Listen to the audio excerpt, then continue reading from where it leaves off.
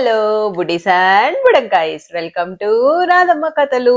అయితే హనుమంతుడు త్రికూట పర్వతం మీద దిగుతాడు కదా. అప్పుడు లంకా నగరానికి ఎలా వెళ్ళాలా అని ఆలోచిస్తూ ఉంటాడు. సరే, రాత్రి అయ్యే వరకు ఎదురు చూసి అప్పుడు వెళ్దాము అని అక్కడ వేచి ఉంటాడనమాట.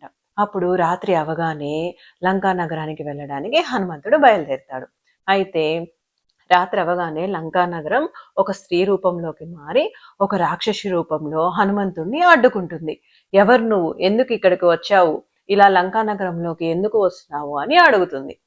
అప్పుడు హనుమంతుడు చెప్తాడు, నేను లంకా నగరం ఎలా ఉందో చూడాలనుకుంటున్నాను, అందుకే నేను వస్తున్నాను అని చెప్తాడు. అయితే లంక నీలాంటి వానరములకి ఇక్కడ అనుమతి లేదు, నువ్వు ఇక్కడి నుంచి వెంటనే వెళ్ళిపో అని చెప్తుంది. అప్పుడు హనుమంతుడు, లేదు నేను లంకా నగరం చూడాల్సిందే అని చెప్తాడు. అప్పుడు లంక రాక్షసికి చాలా కోపం వస్తుంది. అప్పుడు హనుమంతుడు కూడా చాలా కోపం తెచ్చుకొని ఆ లంకా రాక్షసిని గట్టిగా కొడతాడు.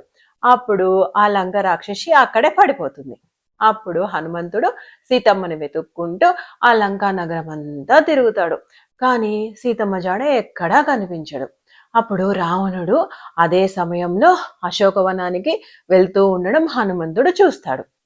ఇక్కడ రావణాసురుడు ఎందుకు వెళ్తున్నాడు అని హనుమంతుడు కూడా వెనుకనే వెళ్తాడు.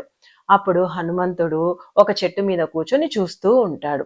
రావణుడు చాలా కోపంగా సీతమ్మ దగ్గరికి వెళ్ళి, నేను నీకు ఇచ్చిన సమయంలో చాలా కాలం అయిపోయింది, ఇక కొంతకాలమే మిగిలి ఉంది, కాబట్టి నువ్వు ఇక నా పట్టపురాణి అవ్వడం ఎవ్వరూ మార్చలేరు, కాబట్టి నీ మొండితనాన్ని వదిలిపెట్టు అని సీతమ్మకి చెప్తాడు. అప్పుడు సీతమ్మకి కోపం వచ్చి అక్కడ ఉన్న గడ్డి పరకని రావణాసురుడికి చూపించి, నువ్వు దీనితో సమానము అని రావణాసురుణ్ణి అవమానిస్తుంది. అప్పుడు రావణాసురుడికి ఇంకా చాలా కోపం వచ్చేస్తుంది.